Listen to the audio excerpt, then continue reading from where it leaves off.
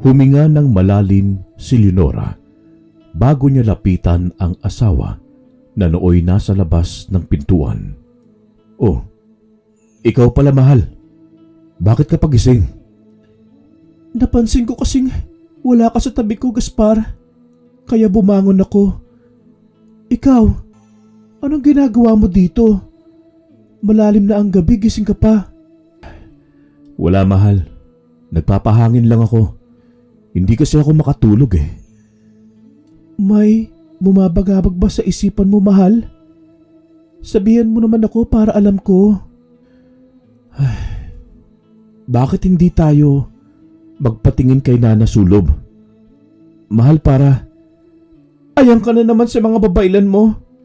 Ilang ulit ko bang sasabihin sa'yo na wala sa akin o sa'yo yung problema kung bakit hindi tayo binibigyan ng anak? Ang nasa taas lang ang nakakaalam, Gaspar. Pero mahal, para lang naman makatiyak tayong dalawa. Wala namang masama kung magpatingin tayo sa isang babaylan. Ayoko, Gaspar. Buo na ang desisyon ko. Ilang ulit ko pa bang sasabihin sa'yo to, Gaspar? Paulit-ulit na lang tayo lagi eh. Ang hirap kasi sa'yo. Sarili mo lang iniisip mo. Paano naman ako na gusto kong magkaanak? Hindi ito tungkol sa'yo, tungkol sa akin, Gaspar. Tungkol ito sa Diyos. Para mo na rin sinasabi na wala tayong tiwala sa Kanya. Kung tiwala lang, ibinigay ko na lahat ng tiwala ko sa Kanya. Pero hanggang kailan tayo magtitiwala? Hanggang mamatay tayo, Gaspar! Batid na noon ni Gaspar ang pagkainis ng kanyang asawa. Kaya noong mahimasmasan siya, ay nilapitan na niya ang asawa saka hinawakan sa pisngi. Hinagod-hagod niya ito dahil mukhang ginising na naman niya ang maladragon na ugali ni Leonora. Makailang ulit na kasi nilang pinag-usapan ang tungkol sa mga bagay na yan. 10 taon na silang nagsasama at 5 taon ng kasal, pero hanggang ngayon ay hindi pa rin sila nagkakaanak. Sinabi na noon ni Gaspar sa kanya na magpatingin sa isang babaylan para malaman nila kung sino ang may problema sa kanilang dalawa at baka magawan ito ng paraan. Sa panahon kasing yun, ay wala pang mga doktor sa kanilang lugar na kayang tignan ang kanilang lagay. At kung mayroon mang mga dalubhasang doktor, ay dadayo ka pa sa malayong syudad. Malayo sila sa kabihasnan, kaya naniniwala ang mga taga doon sa mga babaylan o mga albularyo. Wala namang masama sa gusto ni Gaspar, pero talagang hindi lang talaga naniniwala si Leonora sa mga babaylan o anumang uri ng mga nilalang na pinaniniwalaan ng asawa. Agad na sumimangot muli ang mukha ni Leonora sa narinig. Tila ayaw pa kasing magpatalo ni Gaspar at humahanap pa ito ng idadahilan. Isa din kasi iyon sa ayaw ni Leonora, yung maraming sinasabi pa. Agad itong umalis sa harap ni Gaspar at padabog siyang bumalik sa kwarto. Sinundan naman ito ni Gaspar pero pinagsaran ito ng asawa. Kabuntikan pa ngang maipit ang kamay nito sa pintuan dahil sa lakas ng pagkasara ni Leonora. Sobrang bilis kasi nitong magalit. Pero mabait naman si Leonora. Ayaw niya lang talaga na pinipilit siya sa mga bagay na hindi niya gusto. Si Nana Sulob ay isang kilalang manggagamot sa kanilang baryo.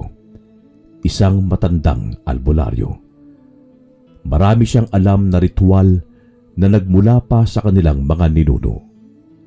Marami na siyang natutulungan sa kanilang baryo.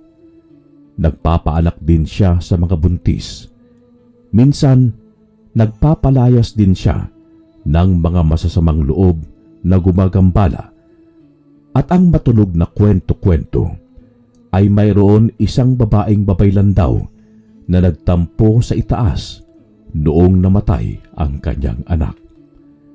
Kaya nagawa niyang makipagkasundo kay Satanas. Humingi ito ng matinding kapangyarihan kapalit ang kanyang kaluluwa at masamang gawain sa lupa. Ginawa itong mangkukulam at kalaunan ay naging aswang na rin ito dahil sa kumakain na rin ito ng mga lamang loob ng mga tao. Kaya naging sagabal siya noon sa mga albularyo. Dahil sa kalupitan niya sa lugar at tila walang katapusang perwisyo, ay nagtulong-tulong na ang lahat ng albularyo upang puksain siya. Noong nahuli nila ito, ay kinulong nila ito sa isang liblib na kuweba na nandoon sa bundok ng baryo nila.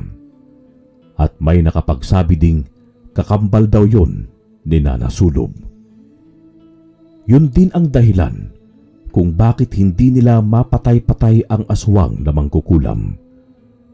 Tuwing katapusan ng buwan ay palihim nila itong binibigyan ng lamang loob ng mga hayop at sinusubukan na tanggalin ang sumpa na iniligay ng demonyo sa kanya.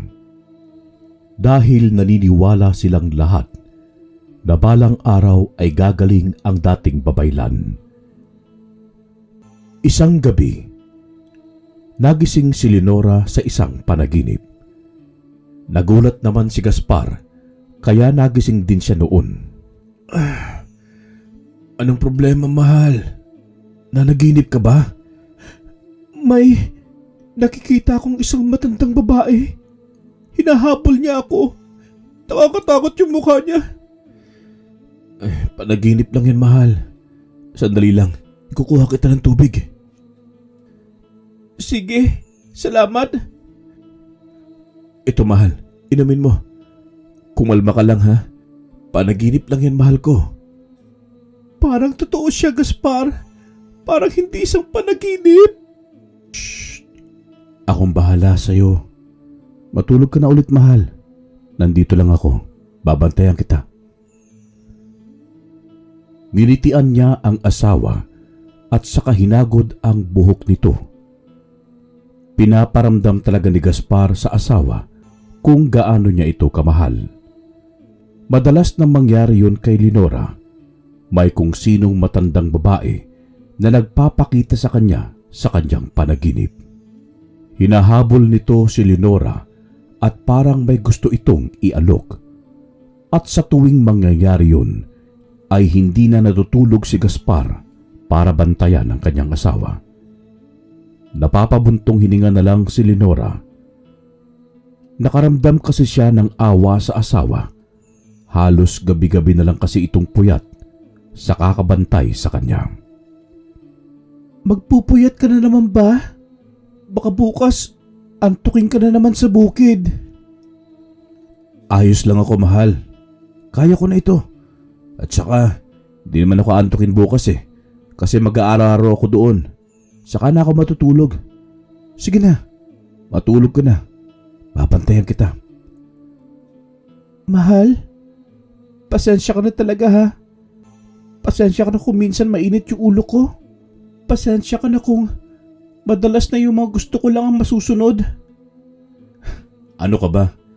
Di ba ang sabi ko sa'yo, ikaw ang reyna ko. Yan ang pinangako ko sa mga magulang mo bago kita pakasalan, di ba? Kaya nga ako nagpapasalamat sa iyo, Gaspar. Sobrang swerte ko kaya sa iyo. San ba yung bahay ni Nana Sulub? Malayo ba yun sa atin? Ganun na lang ang pagkagulat ni Gaspar noong banggitin ni Lenora ang tungkol kay Nana Sulub. Kahit hindi nasabihin ni Lenora ang pakay niya kay Nana Sulub, ay alam na ni Gaspar ang ibig sabihin ng asawa nito na pumapayag na siya sa kanyang nais. Si Lenora ay laking kapatagan talaga. Kaya lang naman siya nasa bundok ngayon ay dahil napangasawa niya si Gaspar na talagang taga-bundok. At kinabukasan, pagkatapos ng trabaho ni Gaspar sa bukid, ay sinamahan nga niya si Lenora kay Nana Sulub. Mabuti at pagkarating nila doon sa bahay ni Nana Sulub ay wala na itong ginagawa. Kaya agad din niyang inasikaso ang mag-asawa. Medyo may kaba pa noon si Leonora dahil ang matandang gustong tumingin sa kanya ay kamukha ng matandang babaeng nakikita niya sa kanyang panaginip. Pero alam niyang hindi si Nana Sulub yun. May katabaan kasi si Nana Sulub, samantalang ang babaeng matanda sa kanyang panaginip ay payat at sobrang itim na mahaba ang buhok. At noong matapos ang pagtingin kay Leonora, ay nalungkot sila sa naging balita ng matandang babaylan sa kanila. Hindi na raw maaaring mabuntis si Leonora. Pero hindi naniniwala si Leonora doon. Ang tanging naniwala lang ay si Gaspar. Nang makauwi ang dalawa sa kanilang bahay, ay nagalit na naman si Leonora sa kanya. Pero hindi na nga sinabayan ni Gaspar pa ang init ng ulo ni Leonora dahil alam naman niyang mapupunta lang sa away ang lahat sa oras na sumagot pa ito. Nakatulog na lang si Leonora sa sobrang pag-iyak. Kahit hindi siya naniniwala, ay nandoon pa rin ang sakit sa kanyang dibdib. Ang babaeng matanda ay patuloy pa ring nagpapakita sa kanyang panaginip. Habang patagal ng patagal ay patindi ng patindi dahil may itinuturo ang matandang babae na isang lugar kung saan may isang kuweba. Iniingganyo niya si Leonora na puntahan ang nasabing lugar. Ang sabi pa ng matanda sa kanya ay kung gusto raw nitong mabuntis ay matutulungan siya nito. Subalit, mangyayari lamang yun sa oras na mapuntahan ni Leonora ang lugar na itinuturo ng matandang babae. Makailang ulit yung inaalok sa kanya ng matandang babae sa kanyang panaginip. Noong una ay itinuturing lang ito ni Leonora na isang masabang panaginip. Pero habang tumatagal ay tila naging makatotohanan na ito. Lubayan mo ako! Lubayan mo ako! Hindi ka totoo! Panaginip ka lang! Hinihingal at pawis na pawis itong nagising. Sa umagang yon ay mag-isa lang si Leonora sa kanilang bahay dahil maagang umalis si Gaspar para pumunta sa bukid. Dumating sa punto na halos ayaw na niyang matulog dahil sa tuwing kasarapan na ng kanyang pagtulog ay biglang magpapakita sa kanya ang matandang babae at paulit-ulit na inaalok ang gusto nitong mangyari. Maging si Gaspar ay namumroblema na rin sa sitwasyon ng kanyang asawa dahil naapektuhan na ang kalusugan ng asawa at baka mapunta pa ito sa malubhang karamdaman. At yun ang ayaw mangyari ni Gaspar. Paano kung magpatingin na tayo sa isang doktor, mahal? Habang tumatagal lalong lumalala yung panaginip mo. Wala tayong pera, mahal. Saka anong gagawin ng doktor? I-x-ray ito utak ko para makita nila yung matandang babae na gumagambala lagi sa pagtulog ko. Sira ulo ka, mahal. Napatawa mo ako dun, ha? Komedyante ka din pala. Siyempre si doktor. Tungkol sa mga nararamdaman mo tayo magpapatingin. Aalis at aalis din siya sa panaginip ko. Magsasawa rin siya. Isa pa, wala pa tayong pera. Tiyak ako malaking pera magagastos doon. Malayo ang syudad. Mahal, kung kailangan ko ibenta ang sakahan, gagawin ko. Maging okay ka lang. Ano ba yung sinasabi niya sa panaginip mo, ha? At parang takot na takot ka talaga. Piniling wag sabihin ni Leonora kung anong pakay ng matanda sa kanya. Ayaw na kasi niyang pag-usapan ang tungkol sa mga pagbubuntis na yan. Dahil sa sandaling yun ang usapan nilang mag-asawa, ay kasunod nun ay pagtatalo na. kaya minabuti nitong itago na lang.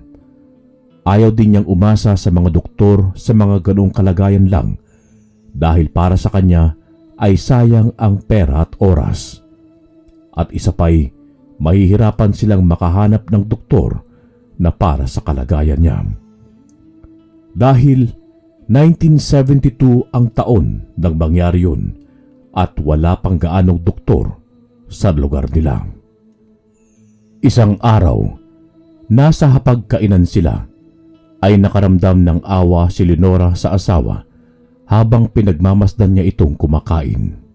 Oh, bakit mahal? Bakit ka nakatingin sa akin? May dumi ba ako sa mukha, mahal? Kumain ka na kaya dyan? Wala, Gaspar. Medyo busog pa kasi ako eh. Sige lang, kumain ka. Kulang pa yata yung sinain ko para sa iyo eh. Ikaw, bahala ka. Uubusin ko talaga to. Ang sarap kaya. Gaspar? Ano yung mahal ko? Gusto mo ba talagang magkaanak? Bahagyang napatigil si Gaspar sa pagkain nang marinig ang tinura ng asawa. Dahil kailanman, hindi ito gustong pag-usapan ni Leonora at pagdating sa mga ganitong usapan ay madalas na umiinit ang kanyang ulo. Pero ganun na lang ang pagkagulat ni Gaspar nang buksan ni Leonora ang ganitong usapin. Ha? Ano? Pakiulit nga, mahal. Nalulungkot lang kasi ako dahil parang may kulang talaga. Gusto ko rin naman talaga magkaroon ng anak, Gaspar. Alam kong gustong-gusto mo rin. Sa totoo niyan, mahal, sobrang gusto ko na. Halos gabi-gabi hindi ako makatulog dahil sa kakaisip niyan.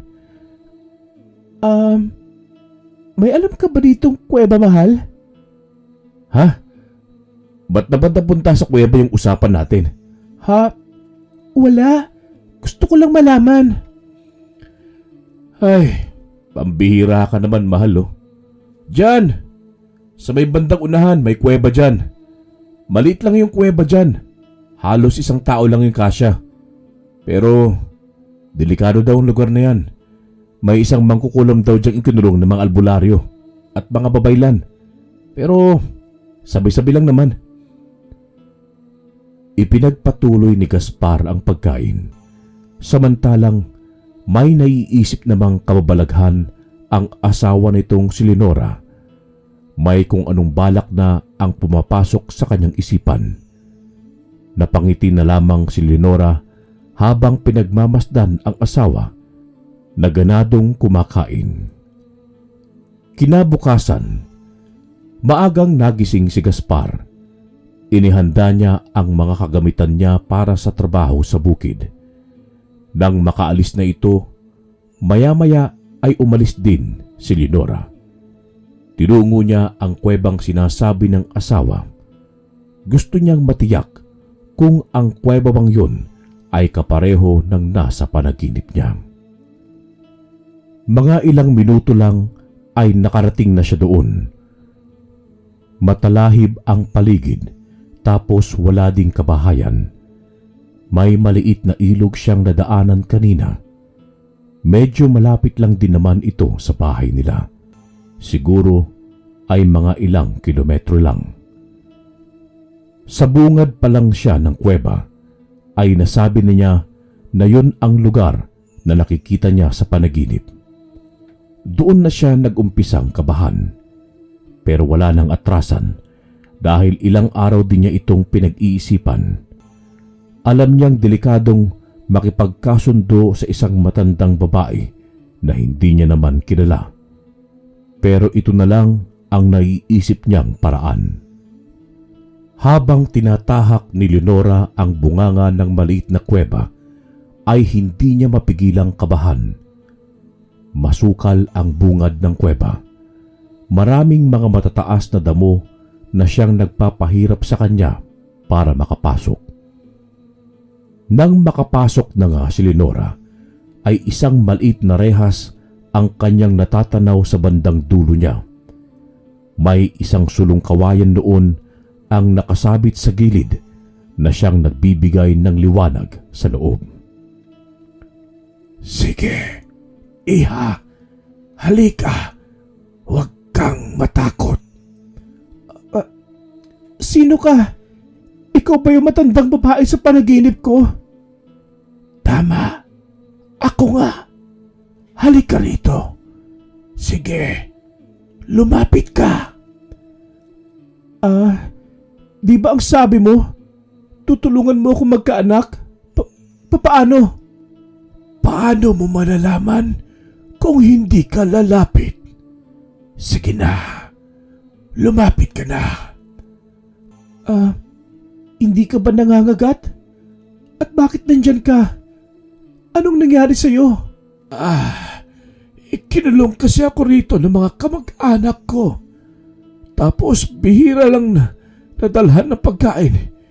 Tignan mo't namamayat ako. Paano mo ko matutulungan kung mismong sarili mo nga hindi mo matulungan? Mali ka. Dahil ikaw na yung tulong na ipinadala ko para makawala na ako sa masikip at mabahong kulungang ito. Po?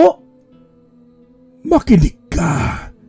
Hindi ko kayang matulungan ang sarili ko sa pisikal na paraan. Pero kaya kong gumawa ng paraan gamit ang aking itim na mahika. Kaya kong makapasok sa mga panaginip ng isang taong malapit sa akin. At dahil ikaw ang mas malapit sa akin, ikaw ang napili ko. At sakto, kailangan mo rin ang tulong ko. Tama? Ang gulo mo. Hindi ko masyadong maintindihan pero yung hiling sinabi mo, gets ko yun. Na kailangan ko ng tulong mo para magkaanak. Kung ganon, magkaibigan na tayo. Pakawalan mo ako at tutulungan kita. Bago ko makalimutan, tawagin mo akong Bargula. Ako si Lenora. Paano kita matutulungan kung wala akong susi ng selda? Basta, kunin mo na lang yung papel na nakadikit sa saradora niya. Lenora, dahil hindi ko magawang mahawakan yan, dahil puno yan ng ritual ng mga albularyo. Napapaso ako. Baka ikamatay ko pa. Marahang inabot ni Lenora ang papel. Ang ngiti sa mga labi ni Bragula ay abot tenga na. Pero biglang napatigil si Lenora. Paano ako makakasigurado na hindi mo ko iisahan? Baka mamaya, hindi mo pala ako matutulungan. Leonora, makinig ka.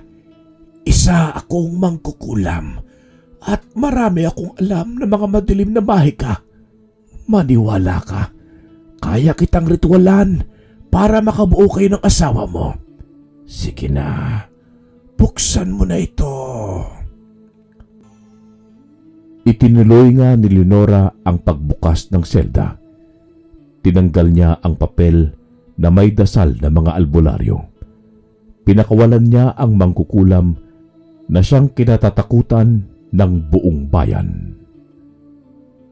Ngayong nakalaya na ako, magbabayad ang dapat magbabayad. Hintayin mo ako, aking kambal.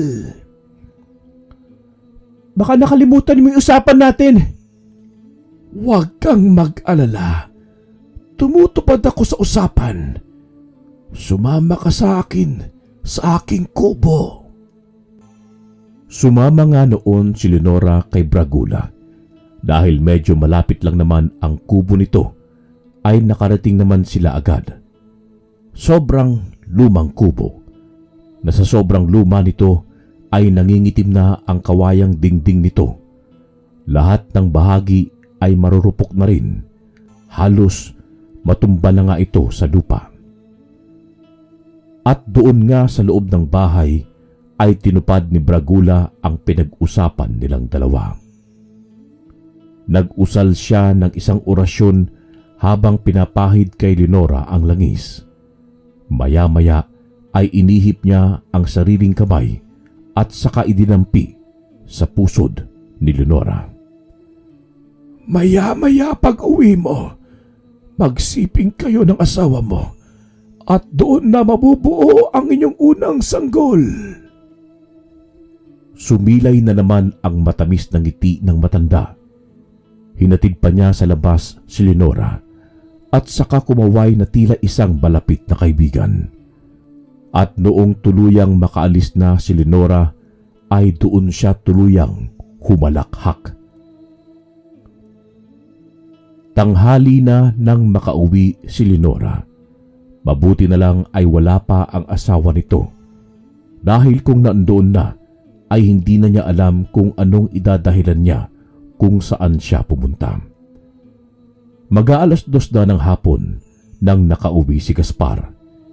Sinalubong kaagad siya ng halik ni Leonora.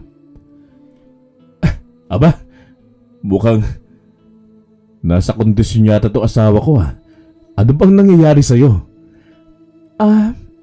Wala naman. Siyempre gusto ko lang magpasalamat sa'yo, Gaspar. Sa lahat ng paghihirap mo. Sa lahat ng pagtitiis mo sa ugali ko. Jesus, nagdadrama ka na naman. Alam mo, hindi ako sanay na ganyan kamahal. Ano bang nakain mo ha? Hindi man lubos maisip ni Gaspar ang dahilan ng kasiyahan ng asawa, ay nagpapasalamat pa rin siya dahil nakikita niya itong masaya. Noong gabi ay sinikap ni Leonora na may mangyari sa kanila ni Gaspar. Pero tumanggi ang asawa dahil sobrang pagod ito sa trabaho sa bukid. Kahit anong akit ni Leonora ay hindi talaga umuubra sa asawang pagod. Pero hindi siya susuko dahil kailangan niyang mapapayag ang asawa. Dahil sa pangungulit, kalaunan ay napapayag na rin niya ang asawa at umayon sa kanya ang kapalaran. Ang plano niya ay matagumpay. Lumipas ang ilang linggo. Doon na nag-umpisang magsuka si Leonora. Madalas na rin siyang mahilo. Minsan sa umaga ay maririnig ang kanyang malakas na pagduwal. Mahal, ano bang nangyayari sa'yo? Nahihilo kasi ako, Gaspar. Tapos nasusuka pa. Ilang araw na tong nangyayari eh. Hilo? At pagsusuka? Di ba sinyalis yan na buntis ang isang babae? Parang buntis na yata ako, Gaspar. Maaari mo ba akong dalhin kay Nana Sulob? Mabilis at masaya na tinungo ng mag-asawa ang bahay ng babaylan. Pagkarating doon ay agad din naman nilang nalaman ang dahilan ng pagsusuka at pagkahilo ni Leonora. Hindi ako makapaniwala. Pero buntis ka, iha. Po! Magiging tatay na ako! Magiging tatay na ako! Hindi ko alam kung paano ka nabuntis, iha. Napaka-imposible. Pero buntis po ako, Nana Sulob. Baka nagkakamali ka lang nung tignan mo ko. Hindi ako maaaring magkamali nun, Leonora. Ganun pa man, masaya akong buntis ka. Pero mag-ingat ka sana dahil nakawala na ang mangkukulam na aswang. Ha? Ano pong ibig niyo sabihin, Nana Sulob? Ang kinakatakutan ko ay ang maghasik na naman ng lagim ang kakambal kong si Bragula. Gayong nakawala na siya sa kanyang selda. Sadyang mapanganib ito at baka maski ako ay hindi na magawang mapigil siya. Tahimik pa rin si Leonora. Bahagyang kinabahan din naman siya sa inituran ng matandang babaylan. Binigyan siya ng babaylan ng isang maliit na bote ng langis upang malaman kung nasa malapit lang nila ang aswang. Isang batong kulay puti naman na singlaki lamang ng holen ang ibinigay din sa kanila. Sa pamamagitan noon ay hindi basta-bastang makalapit ang sinumang masabang loob kay Leonora. Gaspar, gusto ko na magpahinga. Niyaya na niya ang asawa dahil nakukonsensya siya sa nararamdaman. Hindi niya magawang tignan si Nana Sulob sa mga mata. Gaspar, ingatan mo ang mag-ina mo. Hindi biro ang panganib na dala ng aswang na mangkukulam. Sanggol ang madalas na gusto niya. Opo, Nana Sulob. Maraming salamat po. Lumipas pa ang ilang linggo. Unti-unti nang umuumbok ang tiyan ni Leonora. Kasabay noon ay unti-unti na rin silang may nararamdaman tuwing gabi sa labas ng kanilang bahay. May tunog na kakaiba at mga alulong ng mga aso. Kasalukuyan silang naghahapunang mag-asawa nang makarinig sila ng mga paghahangos sa labas. Mga ingay na ngayon lang nila naririnig.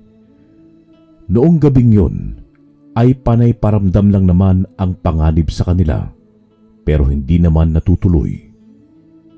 Kinabukasan ay nagising sila sa isang balita.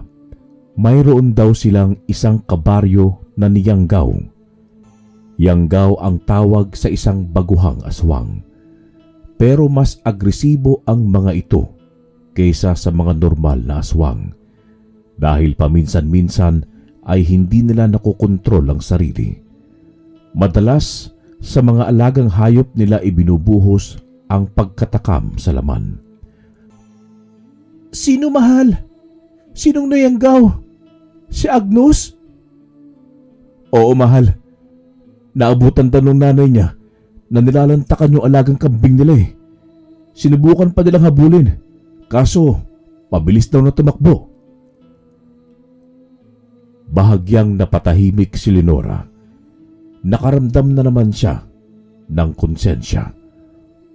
Wala silang alam na siya ang dahilan kung bakit nakatakas ang mangkukulam na yun. Hindi magawang malunok ni Leonora ang kanin. Nababahala talaga siya sa mga nangyayari sa kanilang baryo dahil iniisip niya na siya ang dahilan kung bakit nangyayari ang mga bagay na yun. Alas 7 ng gabi, habang nakatambay ang mag-asawa sa tabi ng pinto at nagpapahangin, ay may isang tao silang napansin. Nakatayo ito sa labas ng kanilang bahay habang nakatingin sa kanila. Dahil maliwanag naman ang buwan, ay kitang-kita yun ng kanilang mga mata. Isa pa ay kumukulo ang langis na ibinigay ni Nana Sulob sa kanila. Agnos! Ikaw ba yan? Pumasok ka, Leonora. Agad naman na kinuha ni Gaspar ang karit niya upang pangprotekta kung sakaling sugurin sila ni Agnos.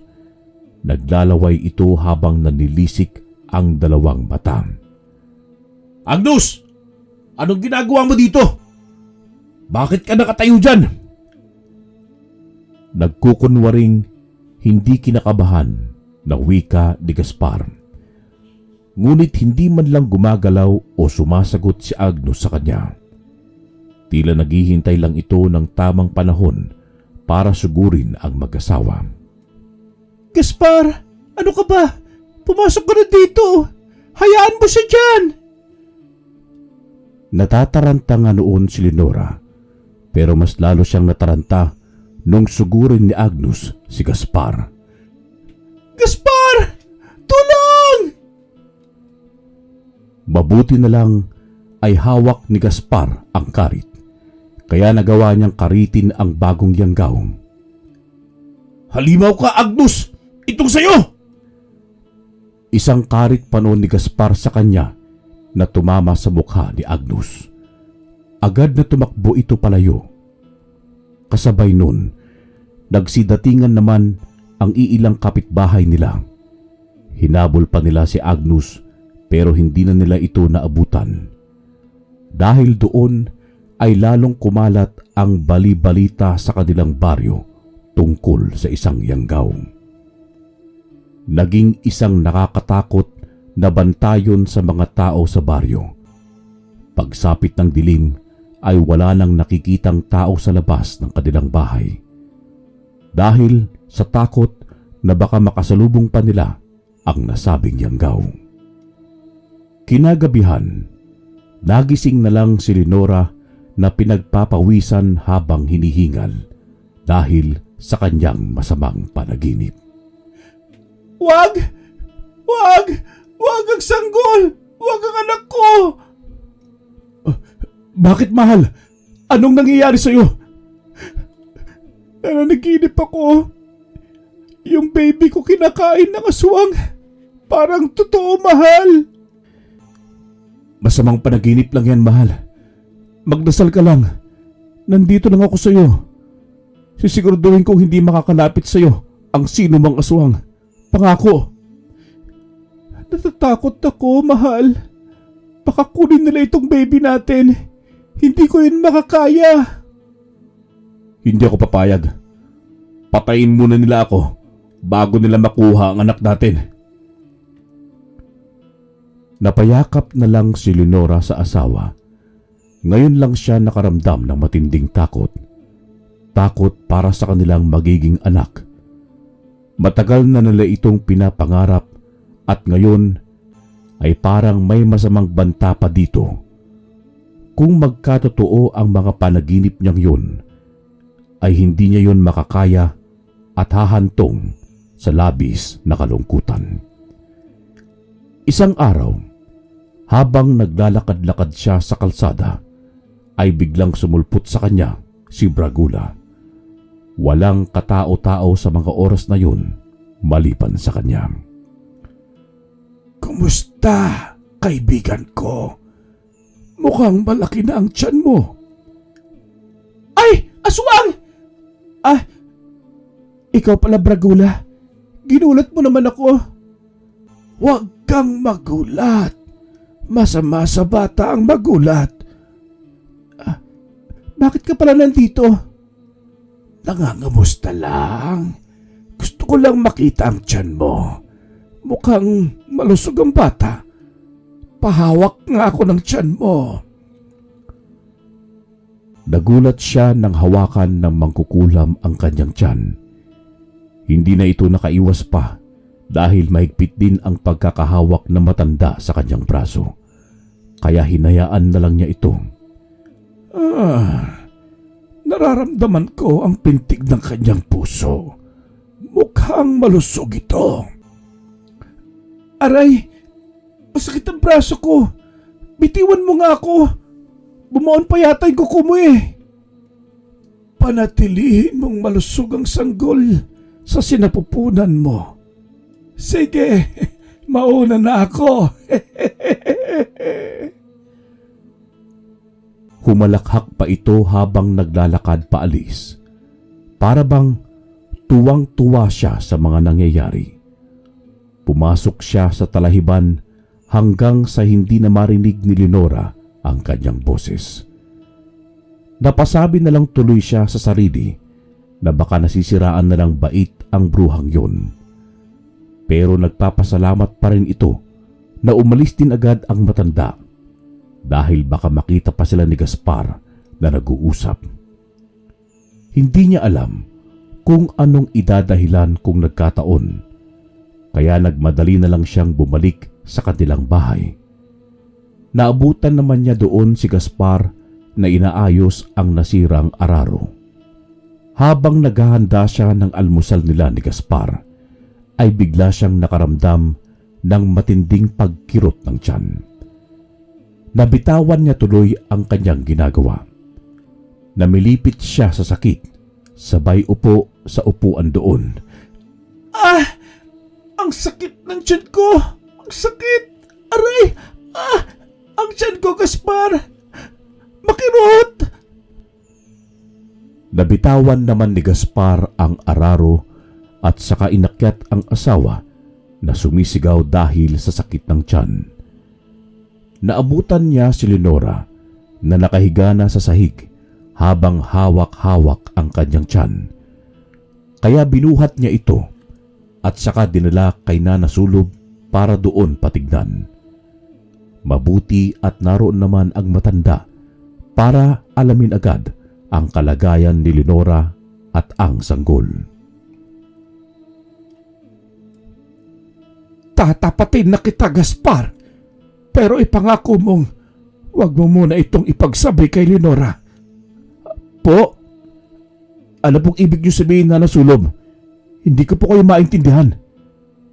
Iba ang nararamdaman kong aura ng sanggol sa sinapupunan ni Leonora. Isa itong masamang pangitain, Gaspar. Ihanda mo ang sarili mo sa kung ano mong pwedeng mangyari. Sa ngayon, maayos naman ang kalagayan ni Leonora. Paanong nangyari yun, Nana Sulob? Ang ibig ba ninyong sabihin posible na may kababalaghang nangyayari sa pinagbubuntis ng asawa ko? Itong sasabihin ko sa iyo, Gaspar, ay sana hindi maging dahilan para sumuko ka sa buhay. Dahil ang sanggol ay panganib ang dulot sa inyo. Yun ang huling sinabi ng babaylan kay Gaspar na labis na pinanlumo niya. Matagal niyang hinintay ang magkaroon ng anak, ngunit may kung anong kababalaghan naman ang nangyayari. Pero sinabi ni Gaspar sa sarili na baka nagkakamali lang si Nana Sulob. Pero alam din niyang kailanman ay hindi nagkakamali ang babaylan na yun. Habang pauwi sila ni Leonora ay sobrang tamlay nito na parang walang kagana-ganang maglakad. Mahirap pagpanggap na ayos lang siya. Mahal, ayos ka lang ba? Bakit mukhang matamlay ka dyan? Di ba ang sabi ni Nanay Sulob, maayos ng kalagayan ko? Ha? Oo. Oo, mahal. Maayos na. Ito naman para kang lutang. Ano bang nangyayari sa'yo? Ano bang pinag-uusapan ninyo kanina ng matanda nung naiwan ako sa loob ng bahay? Wala naman, mahal. May naiisip lang ako. Tara na, dalayan na natin. Pupunta pa ako ng bukid Tumahimik na lang si Leonora at hinayaan ang asawa. Iniisip na lang niya na baka pakod lang ito kaya wala sa wisyo. Isang gabi, habang tahimik ang paligid, mga bandang 8:00 yun, kakaumpisa pa lang ng mag-asawang humiga para sana matulog. Pero mga ilang kalabog ang kanilang naririnig sa kanilang kusina na siyang ikinaalarma ni Gaspar. Saglit lang, mahal, ha? Titignan ko lang. Baka may kung ano dun Sigurado kong may aswang sa paligid. Kung hindi yung bagong yanggaw, yung bruha yon. Tignan mo, kumukulo yung langis. Sige, mahal. Mag-iingat ka, ha? Dala ni Gaspar ang karit na siyang proteksyon niya. Iniwan naman niya ang batong ibinigay ni Nana Sulob sa asawa na siya ring proteksyon ni Leonora sa mga masasamang loob. Bumangon din si Leonora upang mausisa ang kanyang naririnig. Pero hindi na siya lumabas ng silid upang mapanatiling ligtas ang sarili. Pero maya-maya lang ay nakarinig siya ng mahinang boses sa bintana. Naramdaman naman niyang lumabas ang asawa sa bahay nila. Kaya noong makilala niya kung kaninong boses ang nandun sa bintana, ay pinuntahan niya yon. Ikaw ba yan, Bragula? Anong ginagawa mo dito? Dinadalaw ang kaibigan ko. Masama pa yon. Buksan mo na lang itong bintana. Bilis! Ayoko. Baka makita ka ng asawa ko. Mabuti pang umalis ka na. Saglit lang ito.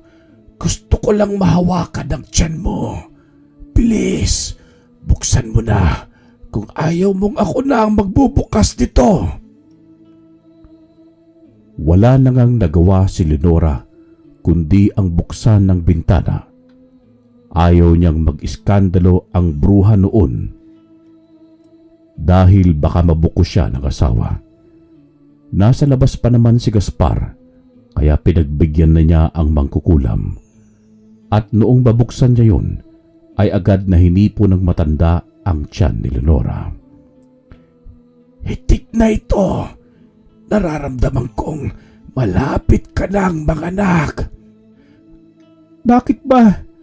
Ano bang pakialam mo? At parang binabantayan mo yung panganganak ko. Wala naman. Gusto ko lang makita ang sanggol. Sige, aalis na ako. Mabuti pa nga. Sige na, nariyan ang asawa ko. Agad na tumalon ang bruha paalis sa bintana. Mabilis namang isinara ni Leonora ang bintana noong malamang parating na ang asawa. O Gaspar, anong nakita mo? May mga narinig akong kaluskos sa paligid ng bahay, kaya lumabas ako. Pero nung doon na ako, wala naman akong nakita eh. Nakakapagtaka. Ganun ba?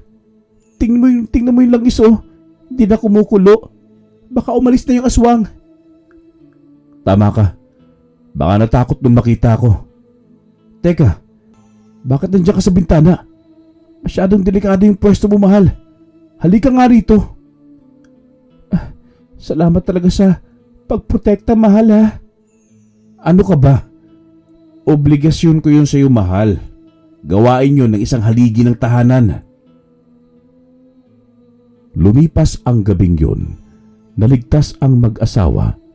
Pero ang hindi nila alam ang panganib na nagbabadya sa kanila. May mga gabing hindi makatulog si Leonora sa sobrang init na nararamdaman.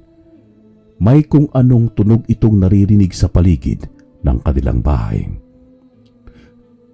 Kumukulo na naman ang langis oh. Lintik na. Wala na ba itong katapusan? Sandali. Saan ka pupunta, Gaspar? Tignan ko lang yung maingay sa bubong. Mukhang ginagambala na naman tayo ng aswang eh. Pagkalabas nga ni Gaspar, ay agad niyang nakita ang bagong yanggaw na aswang sa ibabaw ng kanilang bubong. Nakadapa ito habang naghahanap ng butas. Hoy! Agnos! Kailan ka ba titigil? Halos gabi-gabi nandito ka sa bubungan namin ah. Nakita mo ba itong kalit na hawak ko? Mag-ingat ka, Gaspar! Bakit ka sumunod dito, mahal? Pumasok ka nga sa loob. Mas ligtas ka doon. Hindi mo kasi dala yung karit mo eh. Eto, saluhin mo. Akin na. Bumalik ka na nga sa loob. Mas ligtas ka doon, mahal. Ako nang bahala sa bagong yanggaw na ito. Mabilis namang bumalik si Leonora sa kanilang silid matapos ibigay ang karit kay Gaspar. Kinakabahan man ito sa pwedeng mangyari kay Gaspar, pero naroon pa rin ang tiwala na matatalo ng asawa nito ang bagong yanggaw.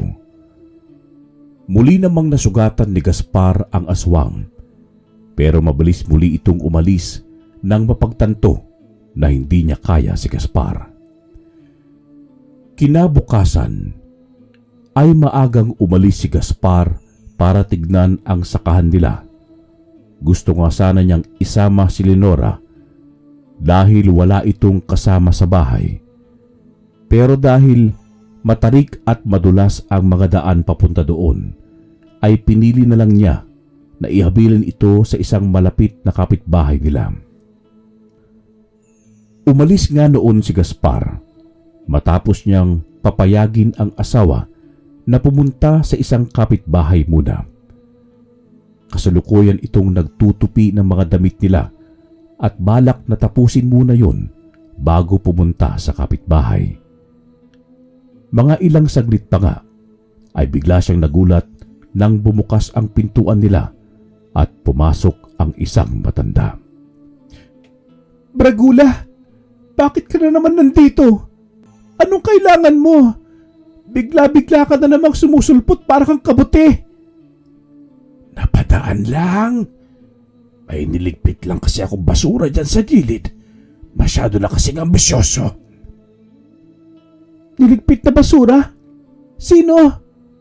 Hindi bali na. Hindi naman siya importante. Malaki na talaga ang tiyan mo. Parang kailan lang humingi ka sa akin ng tulong. Tingnan mo nga naman. Ngayon malapit na siyang lumabas. Baka nakalimutan mo. Ikaw ang humingi sa akin ng tulong. At kung ano man nangyayari sa akin sa ngayon, labas ka na doon. Umalis ka na nga dahil may gagawin pa ako. Mukhang matalas na yata yung dila mo, Iha. Baka nakalimutan mo. Ako ang dahilan kung bakit buntis ka ngayon. At kung buntis man ako ngayon, may kapalit naman yon. Kaya patas lang tayo. Kung wala ka nang sasabihin, pwede ka nang umalis. Tumayo na noon si Leonora upang lumabas sana ng bahay nila. Pero noong dumaan siya sa harap ni Bragula, ay mariin siyang hinawakan nito sa braso at saka sila nagkatinginan. Mag-iingat ka sa inaasta mo. Agad naman niyang binitawan si Leonora nang matapos niya yung sabihin. Bakas ni Leonora ang galit sa mukha ni Bragula, kaya hindi na ito sumagot dahil na rin sa takot. Umalis din naman agad ang matandang bruha. Si Leonora naman ay pumunta sa kanilang kapitbahay. Pero ilang saglit pa lang ay dumating doon si Gaspar at ibinalita na patay na ang bagong yanggaw. Nakita mismo niya ang katawan nito sa gilid ng daanan, pero mabilis ding niligpit ng mga kamag-anak ang bangkay nito upang hindi na kumalat pa ang balita. Butas daw ang dibdib nito na para bang binutas ng kung anong matalim na bagay. Ang paniniwala nila ay baka pinatay ng ibang kabaryo nila. Pero iba naman ang nasa isip ni Leonora. Naalala kasi niya ang sinabi ni Bragula sa kanya na may isang basura itong niligpit. Kaya malakas ang kutob ni Leonora na si Bragula ang may kagagawan nito. Kinagabihan, nagising muli si Leonora sa kasagsagan ng malalim na gabi. Tumitindi kasi ang kanyang panaginip. Patay na ang yanggaw, pero bakit may mga nagpapakita pa rin sa panaginip niyang nilalang na gustong kunin ang kanyang anak? Napabalikwas tuloy siya ng bangon sabay sigaw. Nananaginip ka na naman, mahal. Hindi na natapos-tapos ang panaginip mong yan, ah. Ewan ko ba, Gaspar? Parang totoo kasi. Gusto niyang kunin yung anak natin. Hindi ko siya masyadong maaninag dahil may aninong mukha niya. Kumalma ka lang, mahal. Nandito lang ako. Hindi ako papayag na gagawin niya yun. Sumapit ang ilang araw na ganoon pa rin ang nangyayari kay Leonora. Hanggang sa pumasok sa panaginip niya ang bruhang matanda. Sinasabi nito na tutulungan niya si Leonora para maalis ang masamang panaginip niya. Paulit-ulit yung nangyayari na inaalok siya ni Bragula. Kaya noong umagang nagkita silang muli ay nag-usap silang dalawa. Sakto noon natulog pa si Gaspar. Palihim na pumuslit si Leonora sa likuran ng bahay nila upang makipagkita sa mangkukulam. Ano namang kapalit ng inaalok mo? Alam ko may kapalit yun. Tumpak! Magaling ka talaga, Leonora. Alam ko namang may bibigay mo ang gusto ko. Oo na. Sabihin mo na bago pa magising ang asawa ko. Halisin ko ang masamang panaginip mo. Kung papayag kang, ako ang magpapaanak sa'yo. Ano? Bakit ikaw? Hindi ako papayag. At isa pa, hindi pwede yun. Magagalit si Gaspar at mabubuko tayo. Ano naman ang idadahilan ko doon? Problema mo na yon. Kung ayaw mong mahirapan gabi-gabi sa masamang panaginip mo, pumayag ka sa gusto ko, Lenora. Mahirap yung gusto mong mangyari. Anong idadahilan ko sa asawa ko? Kung gusto mo, maraming paraan. Sige ka, baka mas lalong magalit ang asawa mo sa'yo kung sakaling may mangyaring masama dyan sa bata. Mag-isip-isip ka, Lenora. Ay, sige na nga. Papayag na ako. Pero, maglagay ka ng takip sa mukha mo. Ayaw ko makilala ka ng asawa ko. Masusunod, Lenora. Maiwan na kita at babalik ako sa oras na mangungulila ako sa tiyan mo. Wala nang magawa pa si Lenora noon dahil sa takot na baka may gawin pa sa anak niya ang bruha. At isa pa'y baka magising na si Gaspar at maabutan silang nag-uusap na mangkukulam. Natanggal nga ang mga masasamang panaginip nito pero hindi naman siya nilulubayan ng mangkukulam. Halos araw-araw kasi itong nagpapakita sa kanya. May mga araw at gabi na kabuntikan na silang maabutan ni Gaspar. Mabuti na lang ay agad nilang napapansin si Gaspar sa pagdating niya. Kaya mabilis namang umaalis ang matanda. Minsan nga ay naiisip na ni Lenora kung ano ba talaga ang pakay sa kanya ng mangkukulam. Bakit ganon na lang niya pakialaman ang pagbubuntis niya? Hanggang sa dumating ang isang gabi na sumakit ang tiyan ni Lenora. Gaspar, ang tiyan ko! Sobrang sakit! Manganganak na yata ako! Aray! Ha? Sandali! Dadaling kita kay Nanay Sunob! Sandali, ayaw ko doon. May nakausap akong isang matanda. Siya raw magpapaanak sa akin. Darating daw siya sa oras na manganganak na ako. Ano? At sino naman ang matandang yun? Saan mo naman nahanap yun? Kakilala siya ng isang kapitbahay natin. Sige na, pumayag ka na. Gusto ko siya magpapaanak sa akin. Aray! Ang sakit! Oh, siya. Oo na. Nasaan siya?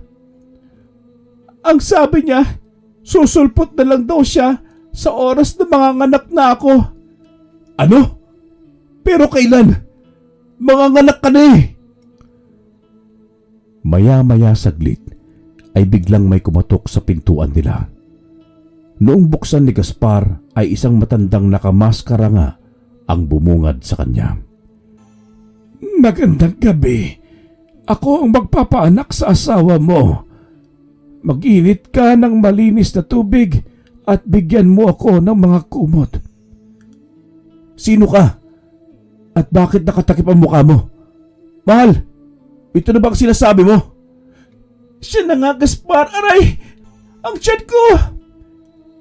Sige na, iho. Sundin mo na ako. At baka kung ano pa ang mangyari sa mag-ina mo. Natatarantangang inihanda ni Gaspar ang mga kailangan ng matanda.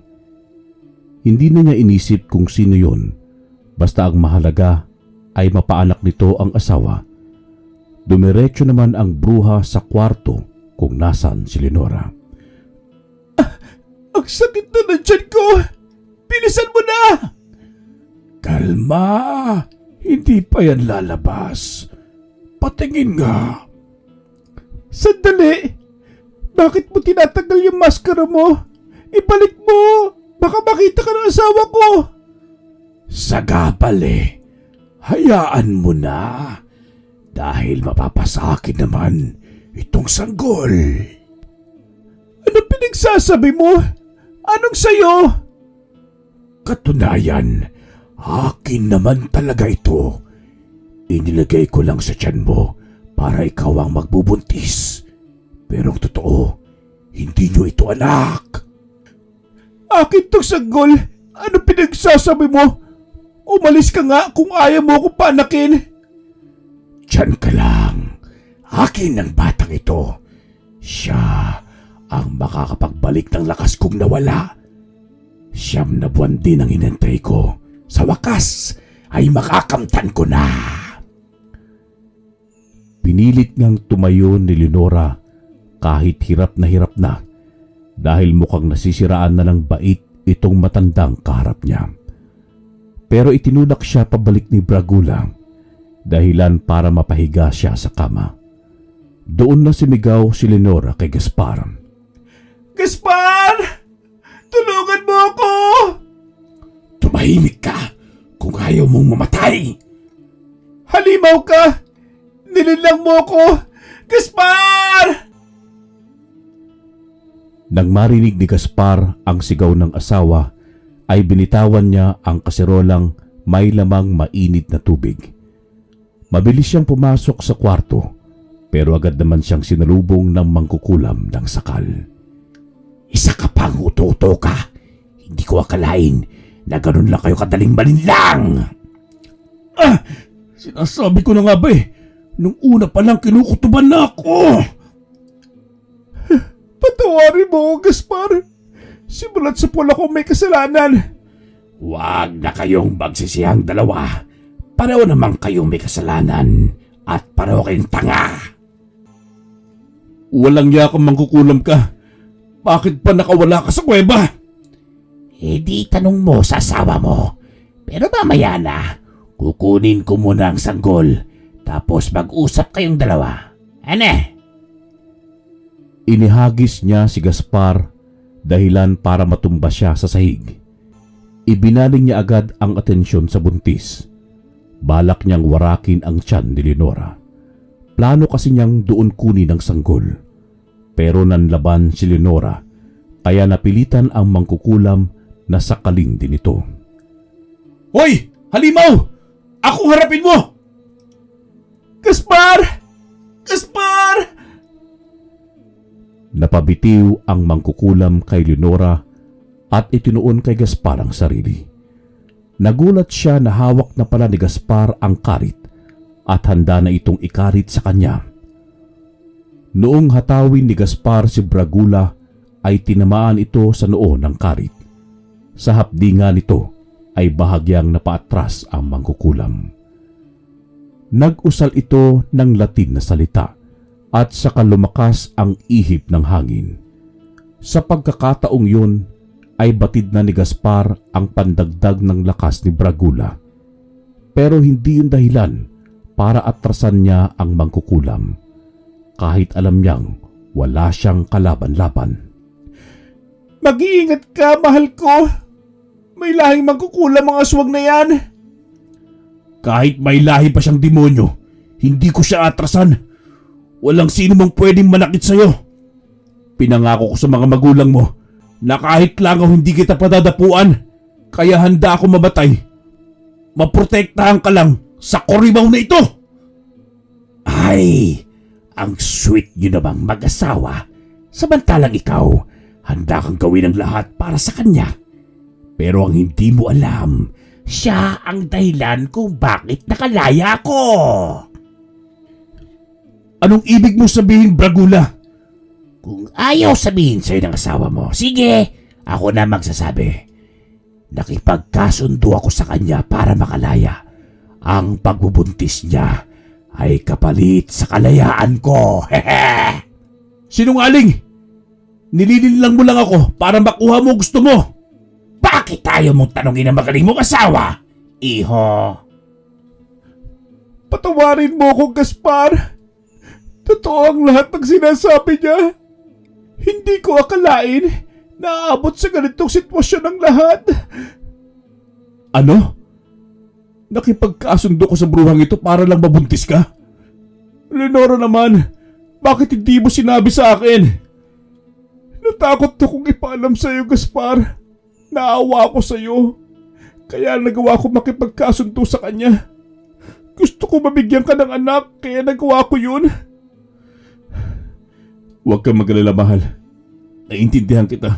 Sige na, tubahan ka na. Wala tayong magagawa kundi harapin ito. Ay, masyado kayong madrama. Itong tanggapin mo! Mabilis na sinugod niya si Gaspar at hindi yun naiwasan ni Gaspar. Dahilan para matumba ito sa harap ni Leonora. Napasigaw naman ito habang nakitang sumabog ang dugo sa mukha ng asawa.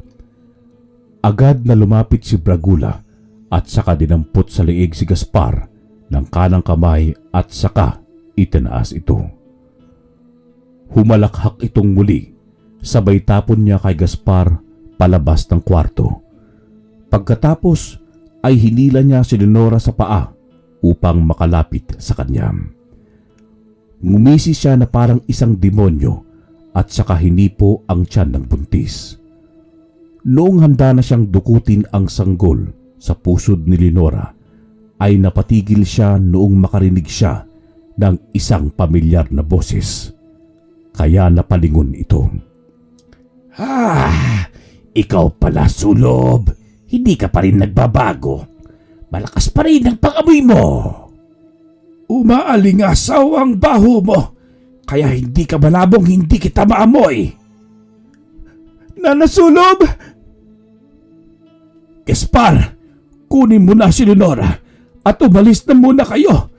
May huhulihin lang akong alaga na nakatakas mula sa koral. Kahit kailan, sagabal ka talaga sa mga plano ko, Sulob. Tama lang na umanib ako sa kadiliman. Simulat sa pool, alam mong ginawa ko ang lahat para sa'yo. Dahil hindi ko kayang nakikita kita sa panig ng kadiliman. Ha? Hindi na ako kagaya noon, Sulob, na mahuto mo lang. Mabuti pa't simulan na natin. Umalis na kayong dalawa. Bilis! Mabilis na inalalayan ni Gaspar ang asawa at saka lumabas ng bahay. Masakit man ang katawan, pero kailangan niyang sundin ang matandang babaylan. Alam nilang hindi lang ito tungkol sa matinding sagupaan sa pagitan ng aswang at babaylan, kundi tungkol din ito sa pagitan ng magkapatid. Wala pa ring humpay ang sakit ng tiyan ni Leonora. Mukhang lalabas na ang bata, pero hindi niya kayang ilabas ito. Pinaupo ni Gaspar ang asawa sa damuhan at saka nagtawag ng tulong. Pero parang walang nakakarinig sa kanila. Kahit kalampagin pa nito ang mga pintuan ng mga kapitbahay, ay hindi magigising ang mga ito. Dahil nasa ilalim ito ng mahika ng aswang na kung tawagin nila sa Kabisayaan ay udom. Habang taranta si Gaspar sa gagawin, ay nag-umpisa naman ang labanan sa pagitan ng babaylan at kakambal nitong aswang. Nagulat ang mag-asawa na tumalsik malapit sa kanila ang aswang mula sa loob ng bahay. At nang tignan nila ang pintuan, ay nariyan na ang matandang babaylan na kalmadong lumalabas sa pinto. Agad na tumayo ang aswang at saka sinalubong sina Nasulob. Pero dahil mas malakas ang babaylan sa kanya, ay bumalik ito sa kanyang pinanggalingan. Walang kapatid ang kayang tiisin na nasa ganitong sitwasyon ang kanyang kapatid. Pero kung ito ang paraan para matapos na ang gulong ito, ay handa kitang isakripisyo na dapat noon ko pa ginawa. Ang pangarap mo ay hindi matutupad. Hindi ako papayag na ibalik mo ako muli sa masikip at mabahong kulungang yon. Kailangan kong gawin yon, Bragula. Pag hinayaan kita, para ko na rin pinatay ang mithiin ng ating angkaan. Sa puntong yun, ay hindi na hinintay ni Nasulob na umatake pang muli ang kapatid. Dahil siya na mismo ang sumugod dito. Walang kalaban-laban ang mabangis na aswang sa kanya. Iba't ibang dasal ang inusal nito upang palakasin ang kanyang pisikal pati ang espiritual. Tanging ang sanggol sa sinapupunan ni Leonora ang pag-asa ni Bragula upang palakasin siya. Ngunit hindi niya magawa-gawang makuha yun dahil sa biglang pagdating ng kanyang kapatid. Makakasabay sana siya sa lakas ni Nana Sulob sa oras na papasa kanya ang sanggol na yun. Pero mukhang malabo na yung mangyari dahil sa lalong madaling panahon ay ikukulong na uli siya ng babaylan. Bakit ka ba kasi nandito, Sulob? Hayaan mo na ako. Hanggang ngayon, naniniwala ka pa rin sa mga walang kwentang adhikain ng angkan natin. Ako na mismo ang nagsasabi sa'yo na bulok ang paniniwala ninyo. Mas masarap ang maging malaya at walang sinusunod na nakatataas. Buhay mo! Batas mo! Kung totoong bulok ang sistema, hindi ka sana nandito ngayon at patuloy na nabubuhay. Pinilit naming itago ka sa mga tao at hayaang mabuhay. Dahil naniniwala kaming balang araw, babalik ka sa dati. Hindi kami tumitigil manaliksik sa pagtuklas ng gabot para sa'yo. Hindi ko sukat akalain na ganito ka kasama. Hindi ko hiniling sa inyo na ibalik niyo ako sa dati kung ano ako. Dahil ako mismo ang pumili sa landas na napili ko. Hayaan niyo ko magdesisyon sa gusto ko. Kung ganon, wala nang dapat pag-usapan pa. Kahit alam kong patuloy pa rin nananalaytay ang dugo sa iyo ng isang babaylan. Pero alam ko ring matagal nang inunti-unting sinasakop ng kadiliman ang dugo mo. Natatakot ako dumating ang araw na tuluyan kang malason sa iyong paniniwala. Kung kanina ay nagdesisyon na kong ibalik ka sa kuweba, ngayon tatapusin ko na ang buhay mo. Mas mabuti pang patayin mo na lang ako kaysa ibalik mo ko dun. Pero bago mangyari yun, huliin mo muna ako! Mabilis na tumalon ang aswang sa isang sanga ng puno doon. Pero dahil mas maliksi at malakas sila na sulob sa kanya, ay nagawang mapigil niya itong tumakas. Labag man sa kanyang loob, pero alang-alang sa mga nakakarami, pinutulan niya ng ulo ang sariling kapatid upang hindi tuluyang makapaghasik pa ng kasamaan. Ayos lang ba kayong mag-asawa? Tulungan mo ang asawa ko na nasulob. Mukhang mangangalak na siya. Huwag sana kayong mabigla. Pero ang sanggol sa sinupupunan ni Lenora ay patay na. Ano? Patay? Hindi maaari! Mahal, kung yan ang desisyon ng nasa itaas, tatanggapin ko. Nanasulob, ang mahalaga, ligtas ang asawa ko. Ang sanggol na nariyan ay hindi ninyo anak. Isang sumpa na ginawa ng kapatid ko upang manumbalik ang kanyang lakas. Sa madaling salita, ginamit niya si Lenora upang dalhin ang sanggol na yan. Balak niyang kunin yan sa oras na mahinog na at doon manunumbalik ang totoong lakas niya. Gaya ng sinabi ng babaylan, ay patay nang lumabas ang sanggol. Kahit sabihing hindi nila yon totoong anak, ay naroon pa rin ang sakit sa kanilang dibdib. Pero nagpapasalamat pa rin sila sa matandang babaylan dahil sa mga tulong nito.